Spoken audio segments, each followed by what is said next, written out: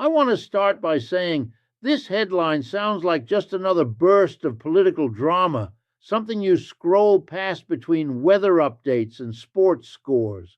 Border towns in crisis, Canada abandons a deal, billions lost. It feels distant, technical, maybe even inevitable. But I want you to slow down with me for a moment because underneath that headline is a story about how economic power actually works, who gets protected when agreements fall apart, and who is left to absorb the damage when governments and markets change course.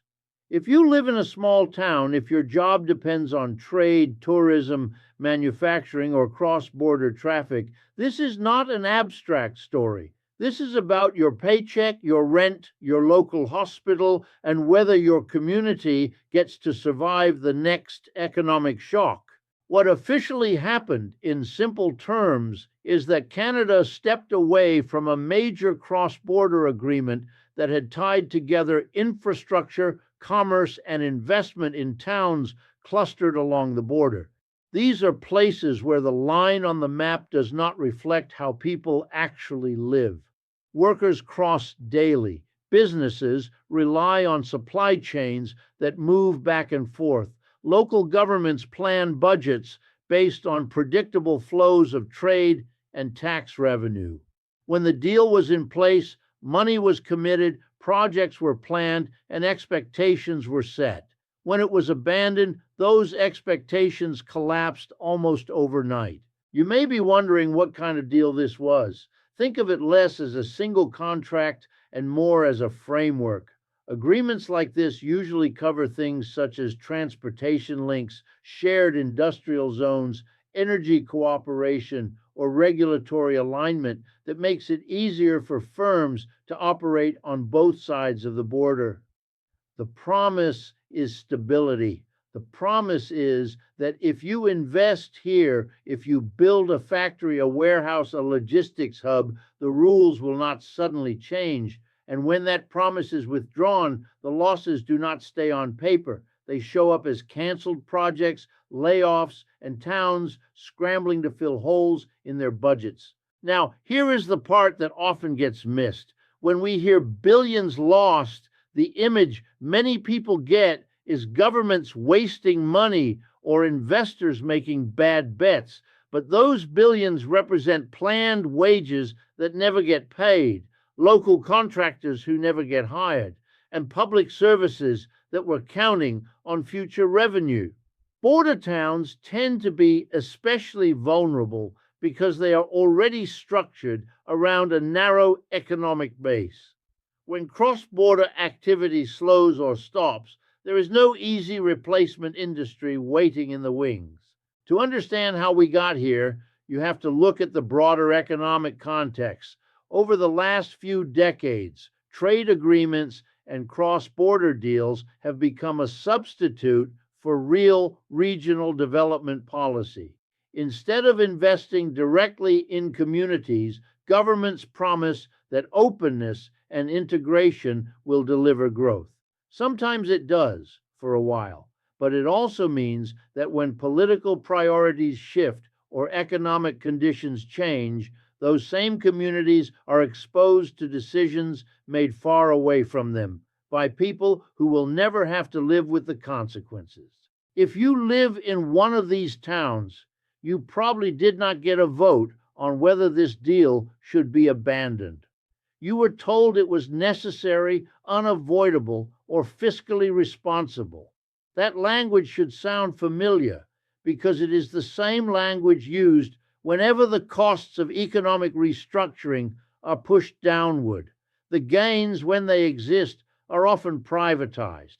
The losses are socialized, absorbed by workers, small businesses, and local governments with the least room to maneuver. So as we go deeper into this story, I want you to keep one question in mind. When an agreement like this collapses, who actually has the power to walk away? And who is forced to stay and deal with the fallout? Because once you see that clearly, this stops being a story about Canada or a border or a single deal. It becomes a window into how our economic system repeatedly asks the same communities to pay the price for decisions they did not make. To really grasp how this unfolded, we need to look at the mechanics beneath the announcement, because these deals do not vanish by accident. They are unwound through a series of decisions that reflect priorities, pressures, and power. Governments respond to budget constraints, political backlash, and corporate lobbying. Firms respond to profit margins, currency shifts, and investor expectations. And border towns, the ones built around promises of long-term cooperation, are left reacting rather than deciding. When Canada stepped back from this agreement, it was not simply a matter of closing a file and moving on. Large infrastructure projects tend to be financed in stages. Early money goes into planning, land acquisition, feasibility studies, and preliminary construction. Local governments often borrow against future revenue to prepare their side of the bargain. Workers train for jobs that are supposed to exist for decades. Small businesses expand in anticipation of increased traffic. When the central commitment disappears, all of that scaffolding remains, but without support. Debt still has to be paid. Skills still need jobs. Buildings still sit there, half used or entirely idle. You might ask why these agreements are so fragile in the first place. The answer lies in how modern capitalism manages risk. Stability is promised to attract investment, but flexibility is preserved for those at the top. Governments want the ability to change course quickly in response to markets or political shifts. Corporations want exit options if profits fall. Workers and communities, by contrast, are expected to adapt. Mobility is praised in theory, but in practice it means uprooting families, abandoning homes, and leaving behind social networks built over generations. The incentives are clear if you follow the money. When a deal is active, large firms benefit from subsidies, favorable regulations, and public investment that lowers their costs. When a deal is scrapped, those firms can redirect capital elsewhere. They write off losses, sometimes even claim tax advantages. The towns cannot do that. A municipality cannot simply move its tax base. A school district cannot relocate to a more profitable region. The losses concentrate where people live. This brings us to responsibility, which is often blurred on purpose. Political leaders frame abandonment as a necessary correction or a response to external forces. Market conditions changed. Voters demanded action. Fiscal discipline required tough choices. All of that may be partially true, but it avoids the deeper question of why the risks were structured this way to begin with. Why were border communities encouraged to hinge their futures on agreements that could be reversed with limited accountability? And here is where I want to speak directly to you. If you are watching this from a city far from the border, it might still feel like someone else's problem. But the same logic applies wherever economic planning is outsourced to deals rather than democratic commitments. When your town is told that a new development, a new trade corridor, or a new corporate partnership will secure its future, ask who can walk away if it fails. Ask who bears the cost if projections turn out to be wrong. The wider consequences ripple outward. As border towns struggle, regional inequality deepens. Young people leave in search of work. Local services are cut or privatized.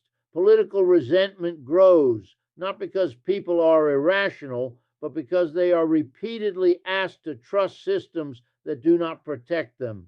This erosion of trust does not stay local. It shapes national politics, voter behavior, and attitudes toward institutions. And we have not yet talked about the human dimension in full. Behind every statistic about billions lost are households recalculating their futures. A worker who thought they had a stable job now faces uncertainty. A small business owner who expanded based on promised traffic now confronts debt. These are not abstract adjustments, they are lived experiences filled with stress, anxiety, and difficult choices. As we move forward, the key issue is not whether cross border cooperation is good or bad in the abstract. The issue is how it is structured, who has real security, and whose lives are treated as flexible inputs. Because until that changes, we will keep seeing the same pattern repeat with different headlines in the same communities paying the price. Now, let us widen the lens even further, because what is happening in these border towns is not an exception. It is a concentrated example of a system that routinely externalizes risk downward while consolidating control upward. When I talk about capitalism in this way, I am not making a moral accusation. I am describing a structure. Decisions are made based on returns, competitiveness, and political feasibility, and the costs of those decisions are distributed according to power, not need. Think about how planning actually works in these communities. Local officials are encouraged, sometimes pressured, to align their development strategies with national and international priorities. They are told that integration is the path to prosperity. They are shown models projecting growth, jobs, and increased tax revenue. Those models rarely include a serious discussion of what happens if the agreement is withdrawn. The downside risk is assumed to be manageable, or more accurately, manageable for someone else. When the deal collapses, the response is often framed as resilience. Border towns must reinvent themselves. Workers must retrain. Businesses must innovate. These words sound positive, but they also function as a way of shifting responsibility. Instead of asking why the system failed to provide stability, the burden is placed on individuals and communities to adapt to instability. If they struggle, it is framed as a local failure rather than a structural one. You may recognize this logic from other areas of your life. It appears when pensions are replaced with individual retirement accounts. It appears when health care is tied to employment. It appears when housing is treated as an investment rather than a human need. Risk is individualized, even though the forces creating that risk are collective and systemic. Border towns just experience this process more visibly and more suddenly. There is also an international dimension that deserves attention. Cross-border agreements are often presented as partnerships between equals. In reality, they reflect asymmetries in economic leverage. Larger economies, larger corporations, and more centralized governments retain more room to maneuver. Smaller regions and localities become dependent nodes in a larger network. When priorities change at the center, the periphery absorbs the shock. This helps explain why the losses feel so disproportionate. A few percentage points of adjustment at the national level translate into existential crises at the local level.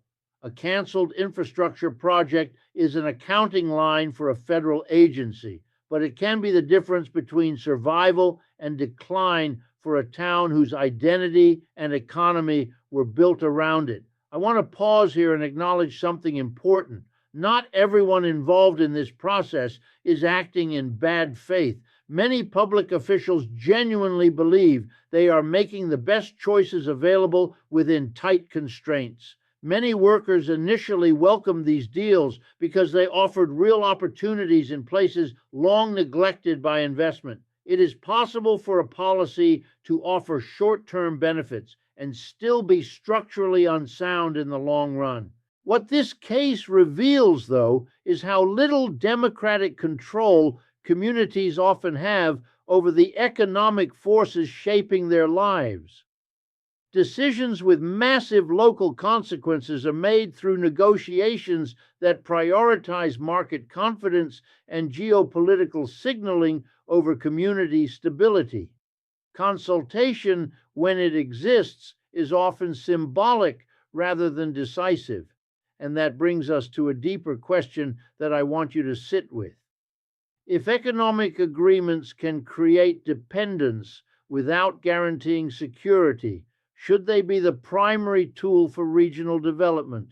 Or should we be talking instead about direct public investment, stronger labor protections, and mechanisms that make withdrawal costly for those who benefit most when things go well? These are not radical questions. They are practical ones, rooted in the lived experience of towns now facing crisis. And as long as we avoid them, we will keep treating each collapse as an unfortunate surprise rather than as the predictable outcome of how power and risk are organized in our economy. At this point, it is worth asking who actually has leverage when these agreements are negotiated and dismantled, because leverage tells you where accountability should lie. Large corporations involved in cross-border trade have teams of lawyers, economists, and lobbyists. They are at the table early. They help shape the rules. They warn governments about what will happen if conditions are not favorable. Local communities, by contrast, are usually presented with finished frameworks. They are invited to adapt, not to design. When pressure mounts to abandon a deal, those same power dynamics reassert themselves. Firms signal that capital can move elsewhere. Investors express concern about returns. Credit rating agencies raise questions about fiscal exposure. Governments respond quickly to these signals because they are embedded in a system that treats market confidence as a public good. Border towns do not send signals that move markets. Their distress shows up later in unemployment numbers, social service budgets, and declining property values. You can see how responsibility becomes diffuse. National leaders say they had no choice. Markets demanded it. Companies say they are responding rationally to incentives. Local officials say their hands were tied. And yet the outcome is very clear. Certain groups retain flexibility and protection while others absorb shock after shock. This is not an accident. It is the result of how economic power is structured and prioritized. The wider social consequences begin to compound. As jobs disappear or become less secure, households reduce spending. Local businesses struggle, not because they are inefficient, but because their customer base is shrinking. Public revenues fall just as demand for public services rises. This is how fiscal crises at the local level begin, not through mismanagement alone, but through externally imposed instability. There is also a psychological cost that rarely makes it into economic analysis. When a community is told repeatedly that its future depends on forces beyond its control, a sense of fatalism can set in. People disengage from local politics. Young residents stop imagining a future there. This erosion of collective confidence is itself an economic factor, shaping investment decisions and social cohesion. I want to be careful here because it is tempting to turn this into a story of villains and victims alone. Reality is more complicated. Cross-border cooperation has at times brought real benefits. Jobs were created, infrastructure improved, connections deepened. The problem is not cooperation itself. The problem is cooperation without guarantees, integration without insurance, and development without democratic control. Imagine a different structure for a moment. Imagine agreements that include binding commitments to worker protection, community investment, and long-term funding that cannot be withdrawn without substantial compensation. Imagine local governments having real veto power, not symbolic consultation. Imagine that the costs of abandonment were borne primarily by those who captured the gains during expansion. Suddenly, the incentives change. This is not utopian thinking. Versions of these ideas exist in labor contracts, social insurance systems, and public banking models. They reflect a recognition that markets are powerful but unstable, and that human lives require a different time horizon than quarterly earnings reports. So, when you hear about border towns in crisis, I want you to resist the idea that this is simply the price of change or globalization. Change always has costs, but the question is how those costs are allocated and whether the people paying them had a meaningful say. Because if the answer is no, then what we are witnessing is not just economic adjustment, it is a democratic failure layered on top of an economic one.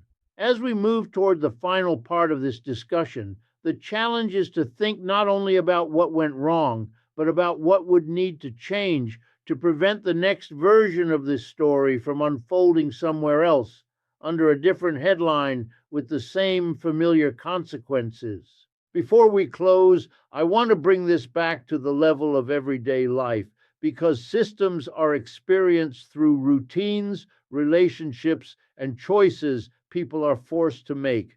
When a border town loses a major economic anchor, it is not just a matter of fewer jobs. It reshapes how people plan their futures. Couples delay having children. Young adults leave earlier than they planned.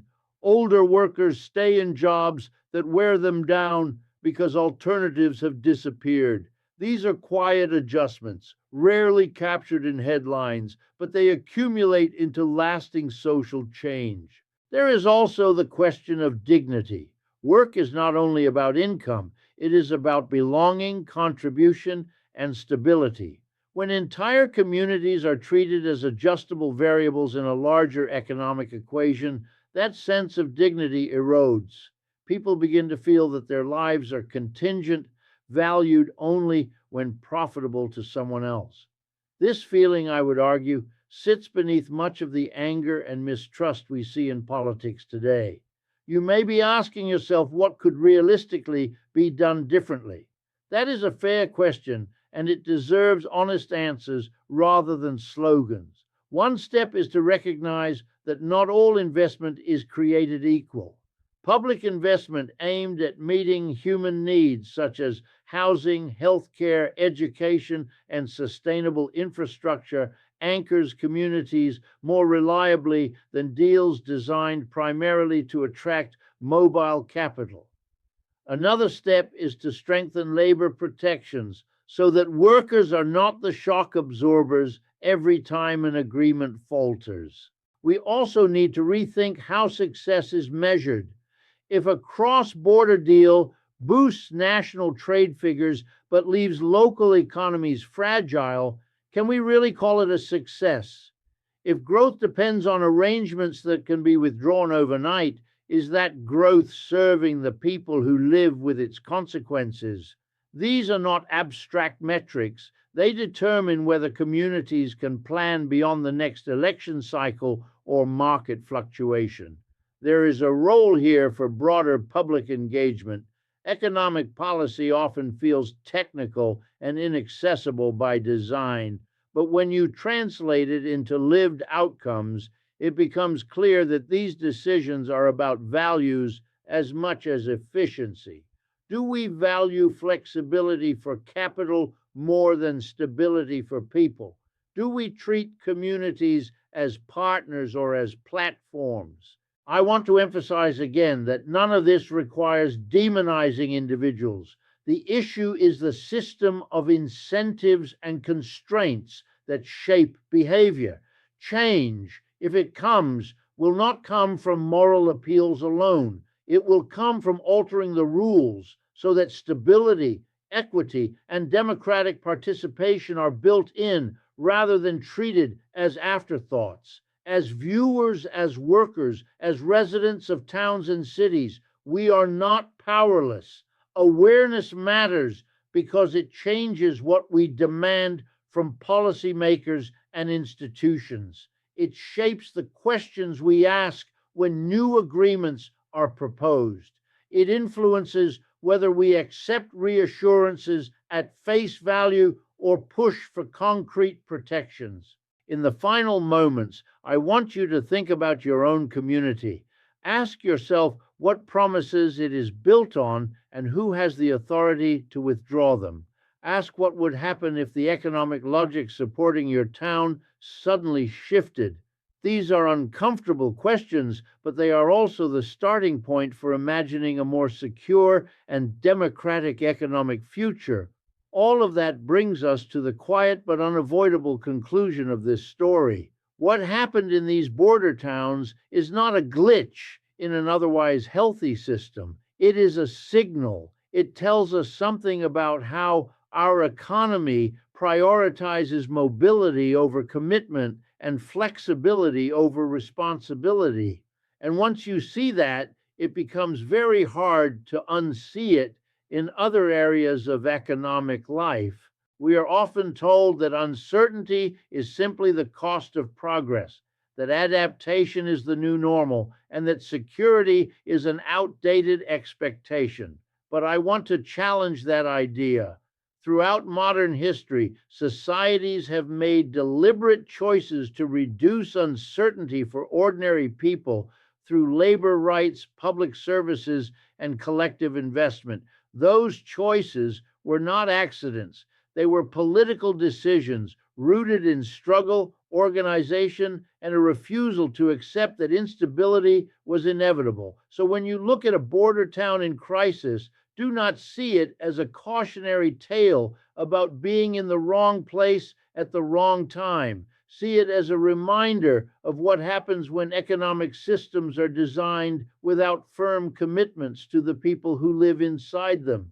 See it as evidence that prosperity without protection is fragile and that growth without accountability leaves real damage behind. The most important questions are not about blame, but about direction. Do we want an economy where communities are permanently on probation, valued only as long as they serve shifting market needs? Or do we want an economy where agreements come with real obligations, where withdrawal has consequences, and where people are not treated as expendable inputs? I am not offering simple answers because there are none, but I do believe that clarity matters. Understanding how these decisions are made and who bears their costs is the first step toward changing them. If you have felt that economic headlines rarely reflect your lived reality, that is not a failure of understanding on your part. It is a failure of the way those stories are told. If this conversation resonated with you, I invite you to stay engaged. Share your thoughts in the comments, especially if you have lived in or near a community shaped by these kinds of agreements. Engage with this work by liking and subscribing, not as a gesture of support for me, but as a way of keeping these discussions visible.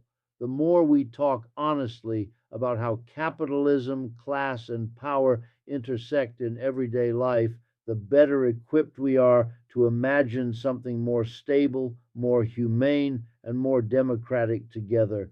So when you hear about border towns in crisis, I encourage you to see more than a regional problem or a failed agreement. See a question being posed to all of us. What kind of economy are we willing to accept?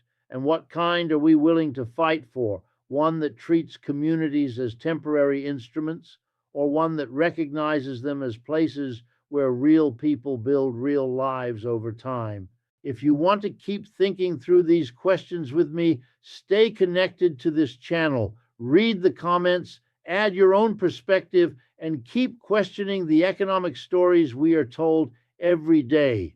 Understanding how power operates is not about becoming cynical. It is about becoming capable of imagining something better together.